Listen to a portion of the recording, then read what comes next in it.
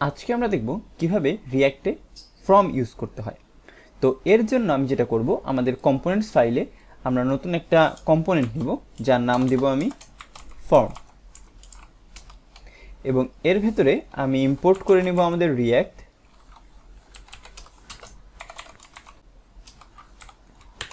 এবং আমরা আমাদের ফর্মের একটা কম্পোনেন্ট ক্লাস লিখব যেটা এক্সটেন্ড করবে আমাদের রিঅ্যাক্টের কম্পোনেন্ট ক্লাসকে। তো এই তো গেল আমাদের ক্লাস ডিফাইন করা, এবং এর ভেতরে আমাদের রেন্ডার ফাংশনটা থাকবে। এটার থেকে আমি শুধুমাত্র রিটার্ন করে দেবো একটা ডিভ।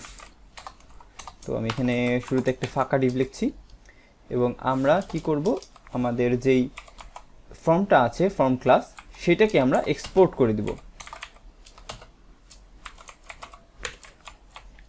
তো এইটা গেল আমাদের ফাইলের সেটআপ, এবং আমরা এই ডিভের ভিতরে এখন একটা যেভাবে ফর্ম লিখি HTML এ, ঠিক একইভাবে একটা ফর্ম লিখব শুরুতে।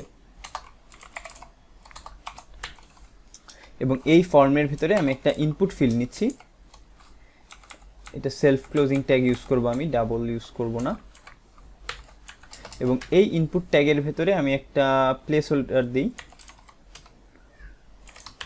যেটার নাম দিচ্ছি আমি নেম।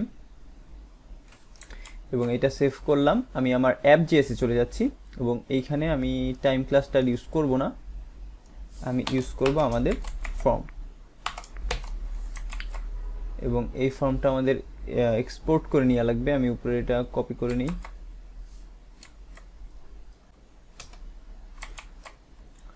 এখন যদি আমি ব্রাউজারে যাই, দেখেন আমাকে একটা ফর্ম দেখাচ্ছে, এবং আমি চাইলে এর ভেতরে কিন্তু ইচ্ছামতো লিখতেও পারছি, তাই না? তাহলে তো একদম সিম্পল কাজ করছে, যেভাবে আমাদের HTML এ কাজ করে ওইভাবেই কিন্তু আমরা লিখলাম এখানে, তাই না?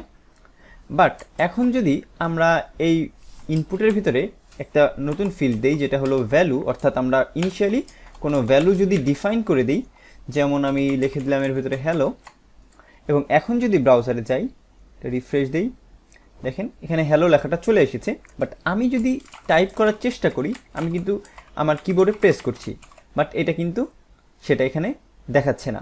এর কারণ কি? আমরা যদি একটু ইন্সপেক্ট করি, কনসোলে যাই, দেখেন একটা ইরর শো করছে। কি error? You provide a value prop to a form field with an onchange handler, without an onchange handler. এবং আরও বলছে this will render a read only field, অর্থাৎ আমরা যে ফিল্ডটা রেন্ডার করলাম এখানে, এইটা রিড অনলি ফিল্ড হয়ে গিয়েছে। এর কারণ কি? এর কারণ হচ্ছে আমরা যখন এই ইনপুট ফিল্ডের ভিতরে লিখলাম ভ্যালু, তখন ও এটাকে একটা স্টেট হিসেবে কল্পনা করছে। এই ভ্যালুটাকে আমরা এখন স্টেট ছাড়া ইউজ করতে পারবো না। অর্থাৎ রিঅ্যাক্টে আমরা যেভাবে স্টেট আপডেট করা বা স্টেটের ভ্যালু চেঞ্জ করা দেখলাম, সেই ওয়েতে আমাদের এখন এটার ভ্যালু চেঞ্জ করতে হবে বা আপডেট করতে হবে। তো এর জন্য আমাদের যেটা করতে হবে, আমরা যদি ডাইরেক্ট লিখে দিই স্টেট এভাবে, এখন এইভাবে হয়তো আমি আপনাদের প্রিভিয়াস ভিডিওতে দেখাই নেই। আপনারা চাইলে যদি আপনাদের কনস্ট্রাক্টরে কোনো কাজ না থাকে, তখন আপনারা স্টেটটা এভাবে সরাসরিও লিখতে পারেন। তো এই স্টেটের ভিতরে আমি একটা প্রপার্টি নাম দিচ্ছি নেম, এবং নেম ইনপুট, এবং এর ভেতরে আমি একটা ভ্যালু অ্যাসাইন করে দিব যেটা ছিল হ্যালো, এবং এই ভ্যালুটা আমি চাচ্ছি এই হ্যালোতে ইউজ করতে। তার জন্য আমরা এখানে লিখব this dot state dot name input. অর্থাৎ আমরা কিন্তু এখন একটা স্টেটের ভ্যালু ইউজ করছি আমাদের ইনপুটের ভিতরে। এবং এখানে আমাদের আরও একটা কাজ করা লাগবে, সেটা হলো যেটা অন চেঞ্জ, অর্থাৎ যখন আমাদের এই ইনপুটের ভ্যালুটা আমরা চেঞ্জ করব, তখন কি কাজ করবে সেটাও কিন্তু আমাদের বলে দেওয়া লাগবে। অর্থাৎ আমরা যেই স্টেট চেঞ্জের ফাংশন লিখব, সেটা যাবে এই অন চেঞ্জে। তো সেই মেথডটার নাম দিচ্ছি আমি চেঞ্জ ইনপুট, এবং এটাকে আমি একটা অ্যারো ফাংশনে কনভার্ট করে ফেলছি শুরুতেই। এবং এর ভেতরে আমি সিম্পলি লক করব আমাদের কি চেঞ্জ হচ্ছে সেটা।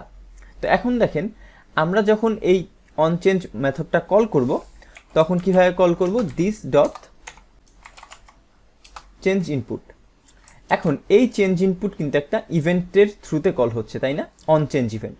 তো আমি চাইলে এখানে একটা ভ্যারিয়েবল দিয়ে এই ইভেন্টটাকে ক্যাচ করতে পারি এবং এই ইভেন্টের ভিতরেই কিন্তু আমাদের ভ্যালুটা সেভ থাকবে। তো এই ভ্যালুটা কীভাবে পাবো আমরা ইড থেকে? তখন আমরা লিখব ই ডট টার্গেট দেন ভ্যালু, অর্থাৎ আমরা টার্গেটের ভ্যালুটা নেওয়ার চেষ্টা করছি। তো এখন যদি আমি আমাদের ব্রাউজারে যাই, এটা কিন্তু আমি সিম্পলি লক করেছি, ব্রাউজারে যে ইন্সপেক্ট করি এবং দেখেন ডিফল্ট কিন্তু হ্যালো লেখা আছে, কিছু ইরোড দিচ্ছে, ভ্যালু অন চেঞ্জ হ্যান্ডেলার, একটু রিফ্রেশ দিই, ইরোডটা এখন নাই, এটা আগের ইরোড ছিল। তো এইখানে কিন্তু এখন ইরোডটা নাই এবং হ্যালোটাও চলে এসেছে এবং আমি যখন লিখলাম হ্যালো 1, দেখেন এখানে কিন্তু হ্যালো 1 চলে এসেছে। আবার এরপরে লিখছি 2, 3, 4, তো একটা একটা করে ভ্যালু নিচ্ছে, বাট এখানে কিন্তু শো করছে না, অর্থাৎ ভ্যালুটা আমরা প্রপারলি পাচ্ছি বাট এখানে দেখাতে পারছি না। এর কারণ কি? কারণ হলো আমরা ভ্যালুটা জাস্ট প্রিন্ট করেছি, এখনও কিন্তু আমরা আমাদের স্টেটে ভ্যালুটা আপডেট করিনি। তো আপনাদের আশা করি মনে আছে কীভাবে স্টেটে আপডেট করতে হয়। আমরা লিখব দিস ডট সেট স্টেট এবং এর ভেতরে আমরা অবজেক্টের থ্রুতে আমাদের নেম ইনপুট যেই ফিল্ডটা আছে সেই ইনপুটটাকে আপডেট করব। এখন আপডেট করব কোন ভ্যালু দিয়ে? অবশ্যই এই যে এই ভিতরের ভ্যালু যেটা লিখলাম টার্গেট ভ্যালু, এইটা দিয়ে।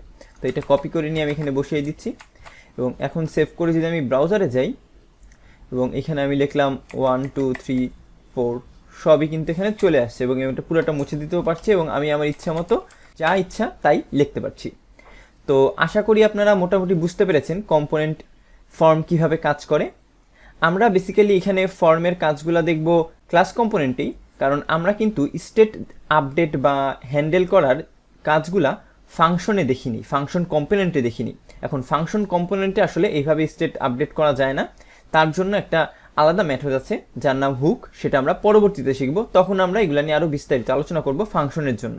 আশা করি বুঝতে পেরেছেন ক্লাস কম্পোনেন্টে আমরা কিভাবে ফর্ম ইউজ করি।